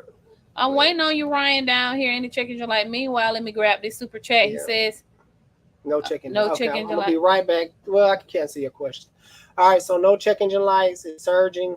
You could have a buildup of 65,000 miles. You could have a buildup of excess carbon around your throttle blade. Your throttle blade is electronic control, and upon initial startup, if it having a hard time finding the idle, it could be excess carbon buildup around it, and the car be like, whoa, wait a minute, here we go. Or you could have no vacuum leaks. What else could do that besides and not cause no check engine light? Surging a little bit. Boom. Trying to hunt for idle.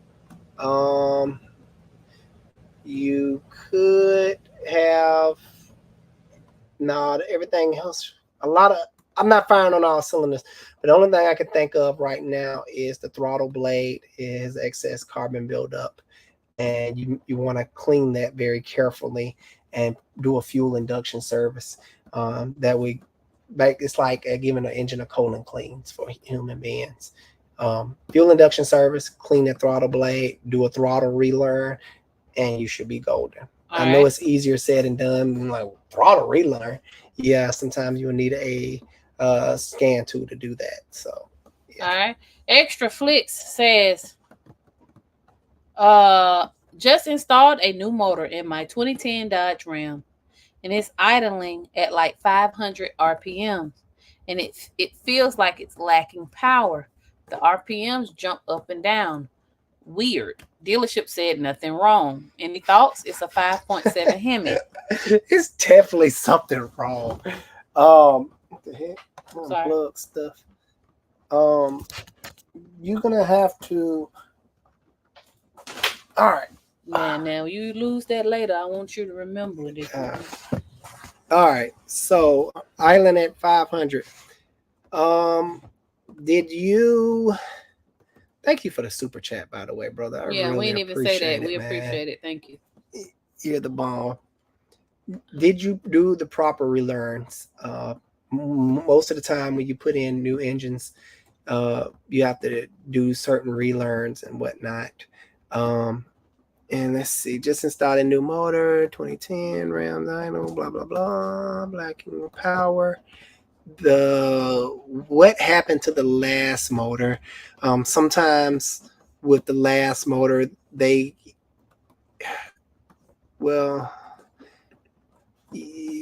lagging on power, you could have a stopped up catalytic converter too. That could cause issues. I would really like to see something like that for myself. Do you have a check engine light? My question. No, because the dealership would have said something. Mm-hmm. Y'all making me think tonight, and it's like the wrong night. I had a long day. But it definitely shouldn't be idling at 500 RPMs. It should be around 700. That's normally what they idle at, about 700. So that's definitely not normal.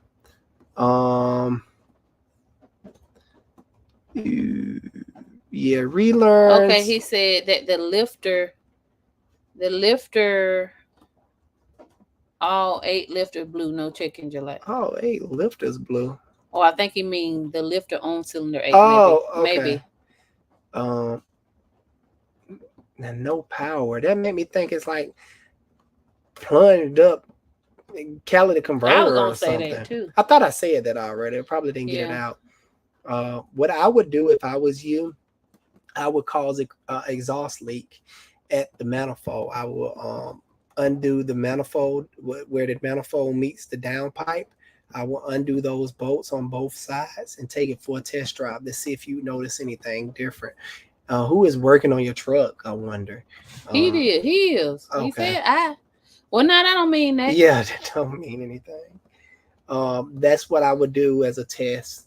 It would create an exhaust leak. It will bypass the catalytic converter, letting the car breathe a little bit more. If it does pick up in performance, you definitely have a catalytic converter issue.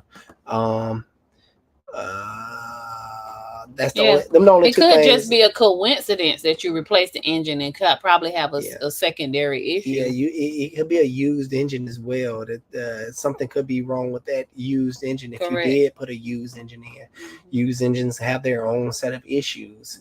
Reman engines have their own issues. Yeah, so you could be a victim of that. It's going to take a skilled person to really look into that problem for you. But those are my 3 guesses. What was my first guess? You remember? I'm sorry, I did not. I did not remember. I'm gonna catch this. Look, people don't want us to go. I know. Let me go. Please don't forget about. He says, "Yeah, I'm ASE certified, and I'm kind of stuck." Yes, ma'am. I don't forget. It's just that I only see them in the order that they come, and it be the YouTube questions, and then every now and again I see one, but I'm not gonna forget Miss Christian. Never. All right, listen here. Don't give me no more super checks. I don't want any more money. Okay. Texas made. Thank you for the super chat. Thank you, brother. 2012 6.2 Ford. What Ford? What? Oh, it's like they put them engines in like different pickup trucks and stuff like that. So it's got the 6.2. Misfire cylinder 1 through 7 only happens at high RPM. If I don't dog it, it won't blink. Engine light. All right. What is your maintenance history? Have you did the plugs on that bad boy? You could have faulty boots. I don't see a lot of those 6.7s to norm like the back of my hand. But I'm just giving you things that I normally see with other engines that do that. Are you up to maintenance? Did you change out your plugs? Drop down at the bottom and let me know what you've done with the truck. Texas made. Meanwhile, while they doing that, first of all, okay, yes, dead plugs and wires. Only happens on cylinder 1 and 7. Oh, okay, that's what I'm thinking. 1 through 7. Yeah, no, 1 and 7. Gotcha. I got that part. Like I say, y'all got these questions tonight that's making me think. Maintenance is up. Okay, maintenance is up. I would try have you tried a fuel additive? Maybe you have a sticking injector. Normally it's on 1. It's very unlikely to be on 2 cylinders at a time. No blanking check engine light. He's thinking a broken spring. How many miles do you have on it? Drop the mileage. That would help me too. Valve spring, maybe. It would run like, I'm trying to, because I had a broken valve spring here in the shop recently. And god dang, dude, you've been rolling. Jeez. 260,000 miles. Man, you taking this thing through the ringer. Yeah, you can check for that. I like what Ganaka Alexander said, switch the coils to see if the code follows. If he did a tune-up, most likely the coils was swapped around. Okay. Normally when people do tune-ups, if it's coils, they'll take all the coils out and just lay them in any random order, and they will never go back in. Wells, water well service. Water wells. Okay. Does it burn? I wouldn't do that. You could have weak valve springs. As the drivetrain reach heavy in RPMs, you said it happens when you dog it. You'll get valve train that's unstable from weak springs. I wouldn't. Maybe weak springs. It does have high miles. I'm not too familiar with this truck because I'm not too familiar with this engine because I don't see it enough in my shop. So that's why I don't have much for you. But you're probably more on to something than I am. If that helps. Listen here. I appreciate the support. Baby. Listen here. This the last question. I ain't playing. And extra flips, you finna get a whooping because I told you don't give me no more money. Now doggone it. Yeah, it was a brand new from Mopar. He's talking about the engine. Oh wow. Everything the engine bay. All right. Literally everything. So it's only doing it at, he said it's, you remember the 500 RPM. Yeah. Yeah, that's not normal. New from Mopar. I would still check those things because you still it still has the original exhaust. And when you get a new engine, it rarely comes with intake, throttle body, and all those things. Hopefully you remember what I told you. What? Listen, I love y'all so much, but we've been on here 2 hours, okay? Dang, it have been 2 hours. It's time for Mr. Car Doctor and Mrs. Car Doctor to be out of here. Y'all about not to get nothing from me. Alice finna start talking crazy. I'm about to start. You finna start misfiring. But listen here. I gotta go. I love y'all. I want to say this to the last of you still in here. Yeah. We are giving a giveaway. Okay, first prize is going to be the Autel scanner. Okay, and we ain't coming cheap. Probably about the $500 range, something like that. The second one is gonna be a Milwaukee it's got a tool set. No, it's like an impact screwdriver and something and else. A ratchet, yeah. And the third place is gonna be a Milwaukee tool set or something like that. It's gonna be a Milwaukee tool set. If you want to enter, just stay tuned for the community post on YouTube. If I did not get to your question tonight, I do apologize. It's not on purpose. I'm just going with the flow here. We out of steam. We're gonna have to add another. We're gonna have to add another day. We're gonna have to. But yes, so you guys, we really, really want to give it away as a give back to you guys for supporting the channel, right? Couldn't make it without y'all if nobody watched. All right. Sure. All right. So listen, we're going to bed because we got to go get it working tomorrow. We'll see you. Yeah. Okay. Listen here. Kurt, Agostine, I'm going to edit the video. God dog it. If I can get off of here. Yeah, we gotta. She said, OMG. That was an accident. Well, listen here. That's why. I'm going to go on and answer it. Yeah. Okay? Since you paid your $4.99, it wasn't supposed to send. I don't know how to give you no refund, so all I can give you is an answer. Okay? He said, hello, Alex and wife. I drive a 09 Buick Lucerne CX, and it has a heavy clunk on shifting and hard acceleration, like metal on metal. A heavy clunk. I am thinking motor mount. That's what I'm thinking. Shifting is clunk. Yeah, clunk. How many miles you have on it? Hey, TJ Souls. You know what? And you too, Miss Tanya. I need to text you. I'm gonna text you tomorrow. Yeah. But we thinking motor mounts on that. Yeah. Listen. Yes.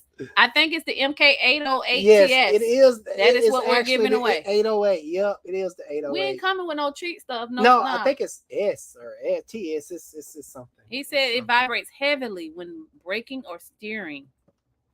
Okay, so if it's vibrating when braking, those are could be suspension rotors. issue, but the clunking though. Yeah, the clunking wouldn't have nothing to do with braking and steering. Sounds like motor mounts and you could have a whole bunch of stuff going on in there. But it only got 117,000 miles. Nah, for real though. Yeah, I'm like, listen, my brain is. We love you. Falling asleep. 2 hours y'all done got out of me tonight. I don't have no more to give right now. Right, that being said, we might get off. Thank you, Monica. Yeah, thank you, y'all. Go ahead and end this thing. Hey guys, like I always say, Alex Car Doctor out. See you guys on the next one. All right. Agostine, I'm finna go edit that video. Yeah, we got you. Bye, y'all. See y'all later.